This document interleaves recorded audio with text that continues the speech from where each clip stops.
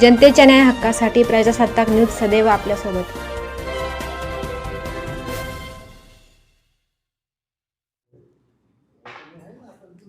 कालच पुण्यामध्ये केंद्रीय रेल्वे मंत्री अश्विनी वैष्णव साहेब हे आले असता त्यांनी जाहीर केलं की नाशिक पुन्हा सरळ मार्गाने होणारी रेल्वे ही आता रद्द केलेली आहे आणि ती नाशिक, शिर्डी, अहिल्यानगर मार्गे पुण्याला जाणार आहे.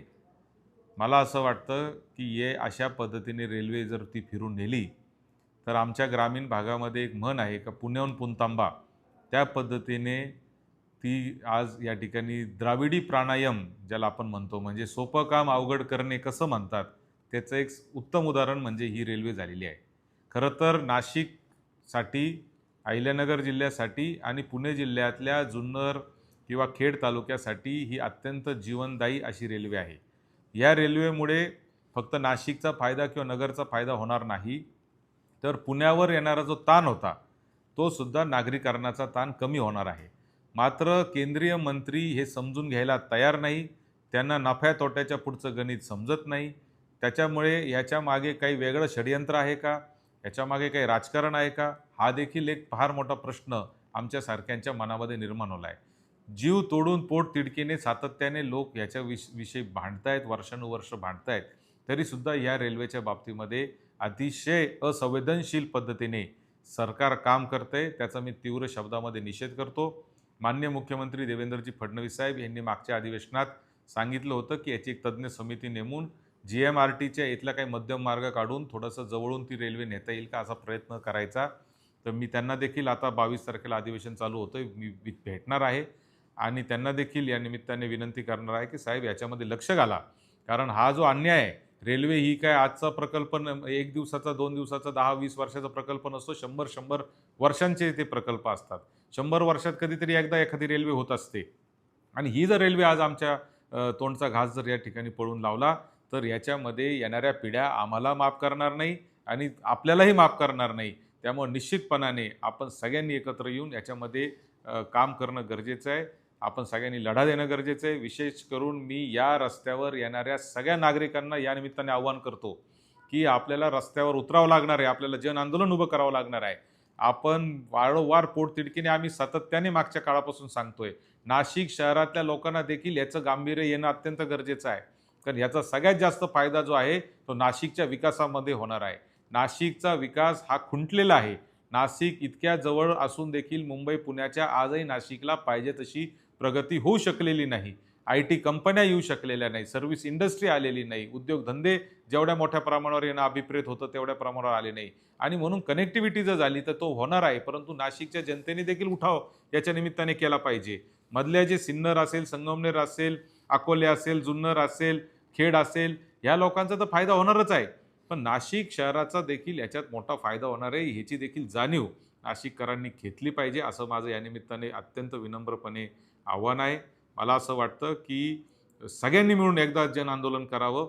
या संपूर्ण रस्त्यामध्ये सत्ताधारी पक्षाचे अनेक आमदार खासदार आहेत. त्यांनी देखील स्वपक्षाच्या विरुद्ध जरी भूमिका मांडण्याची वेळ आली तरी ती मांडली पाहिजे.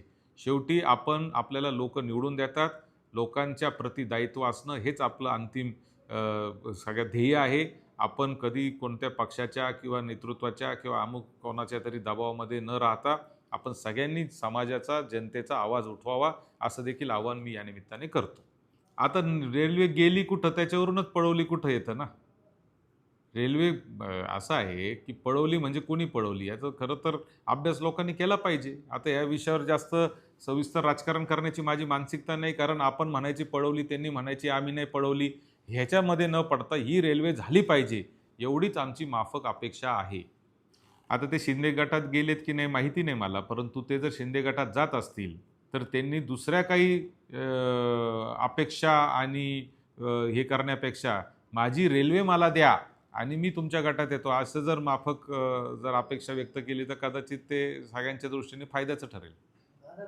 नाही, आम्ही सातत्याने बोलतो आहे, आपण याच्यामध्ये बोलतो आहे. मध्यंतरी आपण सगळ्या लोकप्रतिनिधींची घारगावला एक बैठक घेतली, त्याच्यामध्ये सगळे खासदार, आमदार सगळ्यांना बोलवलं, सगळेजण येतात.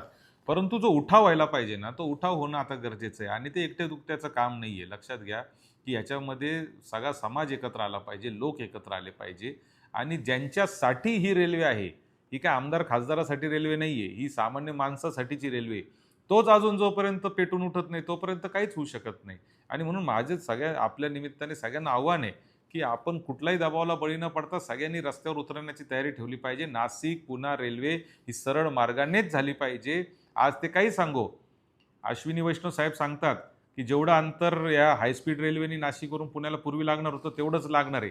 कसं शक्य आहे? म्हणजे लहान मुलगा सुद्धा सांगेल की नाशिकहून पुण्याला सरळ मार्गाने रेल्वे लागल्यावर किती वेळ, आणि नाशिक शिर्डी अहिल्यानगर पुणे मार्ग लागला किती वेळ, हे न कळण्या इतके काय आपण दूध खुळे आहोत का?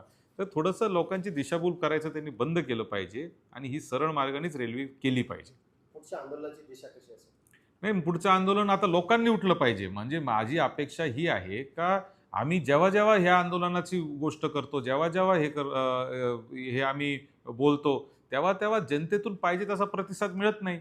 जनतेने सुद्धा याचं समजून घेतलं पाहिजे की ही आपल्यासाठीच रेल्वे आहे, आपल्या भावी पिढ्यांसाठीचे. आज प्रत्येक घरातला सिन्नर असेल, संगमनेर असेल, खेड असेल, अकोले असेल, जुन्नर असेल, प्रत्येक घरातला एक मुलगा पुण्यामध्ये नोकरी करतोय, पुण्यामध्ये शिक्षण घेतोय.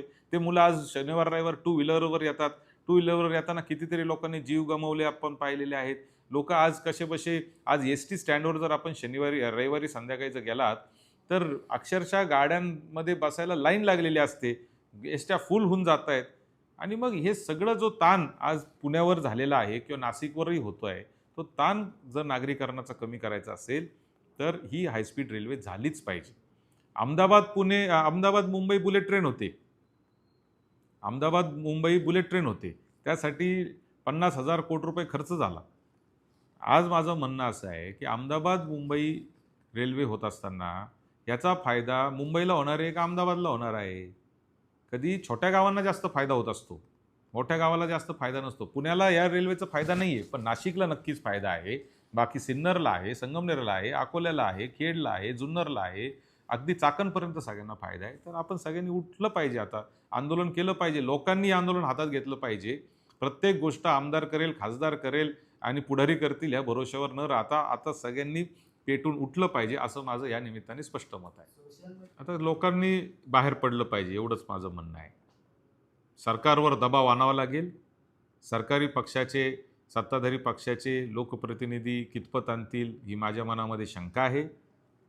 किंबहुना ते बोलत नाही आहे, ह्याच्यातूनच आपण मतितार्थ काढला पाहिजे. आणि म्हणून आता जनतेने हा विषय हातात घेतला पाहिजे. अहो, आता रेल्वेच इकडून चालली तर तुम्ही अकोला संगमनेर भांडत बसून काय उपयोग आहे?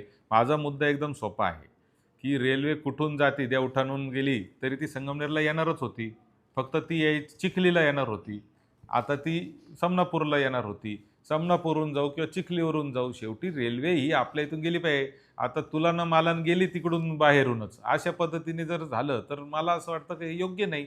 हे विनाकारण वाद लावण्याचा प्रयत्न काही लोकांनी केलेला आहे. हे संगमनेर अकोले वाद लावून ही रेल्वे भलतीकडेच नेण्याचा प्रयत्न कोणीतरी केलेला आहे. याला लोकांनी आता याच्या विरुद्ध आवाज उठवला पाहिजे. आपल्या परिसरातील ताज्या घडामोडी पाहण्यासाठी आजच प्रजासत्ताक न्यूज 24 ला सबस्क्राईब करा आणि रहा अपडेट. तसेच लाईक अँड शेअर करायला विसरू नका. प्रजासत्ताक न्यूज सदैव आपल्यासोबत.